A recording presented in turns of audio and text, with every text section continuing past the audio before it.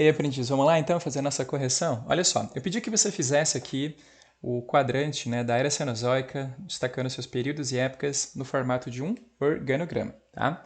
Qual que é a dinâmica aqui? Ó? Na hora de pegar toda essa informação e jogar na forma de um organograma, eu fiz assim, tá? Isso aqui eu fiz lá no PowerPoint para ficar mais bonitinho e te mostrar aqui com mais cuidado. Então, primeiro ponto. A gente está falando do quê? Da era Cenozoica, que é organizado no terciário e no quaternário.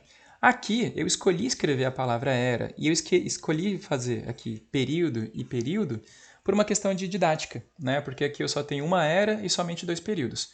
Agora, as épocas, por que eu destaquei aqui a época? Só para não ficar escrevendo de novo época Paleoceno, época Eoceno, época Oligoceno, só por uma questão também de organização, tá? Então, o que eu estou dizendo aqui? Que eu tenho a era Cenozoica, que é dividida em período terciário e período quaternário. E aí o detalhe aqui é o seguinte, né? Eu falei, pode ter detalhes para você tomar cuidado. Como a gente está falando de uma coisa que envolve tempo geológico, né, o mais antigo e o mais novo, eu também tomei cuidado de fazer o seguinte, como a nossa leitura é da esquerda para a direita, né, o que eu considero aqui? Botei o período terciário primeiro, por quê? Porque ele é mais antigo.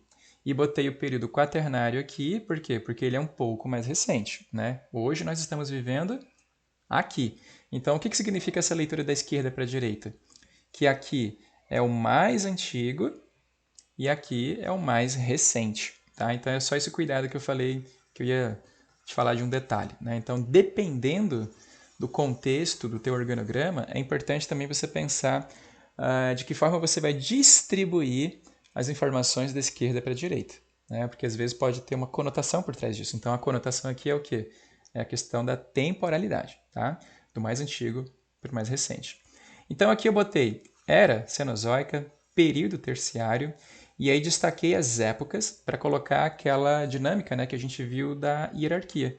Nós temos a era como sendo um período maior, aí tem o período sendo um pouco reduzido, e dentro do período eu tenho várias épocas. E aí, quais são as épocas? São essas aqui que estão lá na tabela, certo? Lembrando que aqui é mais antigo e lá é mais recente.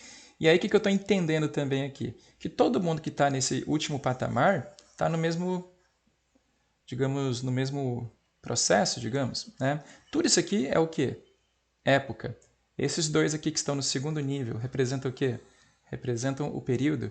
E esse aqui que está sozinho no primeiro, né, ali no primeiro andar, digamos, lá em cima, no topo, representa a era, certo? Então, lembra que no organograma, geralmente o andar das coisas significa alguma coisa, né? Então, eu estou aqui no primeiro nível, segundo nível ou terceiro nível, ou então primeiro andar, segundo andar, terceiro andar, ou qualquer nome que você queira dar para isso. O fato é que quando as coisas estão ali mais ou menos alinhadas, né, na mesma altura, digamos, no mesmo alinhamento, isso representa o quê? Que eles estão no mesmo tipo de patamar organizacional, né?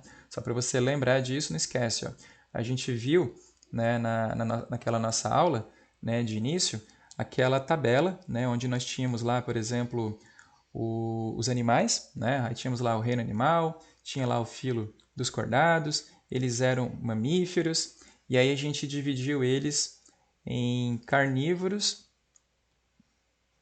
e hominídeos, certo? Em primatas, no caso. E aí o que a gente fez ali? Dividimos ali em dois grupos. O que significa isso aqui? Que isso aqui pertence ao mesmo nível e esses aqui estão cada um no seu nível, tá bom? Então, quando a gente fala de organograma, não esquece que a grande coisa é essa. É você organizar de forma muito linear, de forma muito consciente, né? Essa informação que tem essa relação ou de hierarquia, ou de agrupamento, ou de setor. Beleza? Então, com isso aqui a gente encerra essa nossa passagem aqui por alto. Lembrando que o organograma, então, ele é um método de anotação complementar. De vez em quando você vai se deparar com alguns, e aí vale muito a pena você dar, né, uma atenção e anotar para você. Aí já te fazendo também um outro viés aqui, é o seguinte, você já vai ver, você já viu, ou ainda vai ver, não sei bem qual vai ficar aqui a sequência de aulas, o mesmo conteúdo sobre isso aqui para a gente falar sobre linha do tempo usando esse mesmo tipo de informação. Então você vai fazer um trabalho parecido com essa tabela, fazendo uma linha do tempo da era Cenozoica. Por que eu posso fazer tabela, linha do tempo? Ó, repare, isso aqui é uma tabela. Isso aqui é um organograma. E eu ainda posso fazer, inclusive, uma linha do tempo sobre a Era Cenozoica. Por que eu posso fazer várias coisas para o mesmo assunto?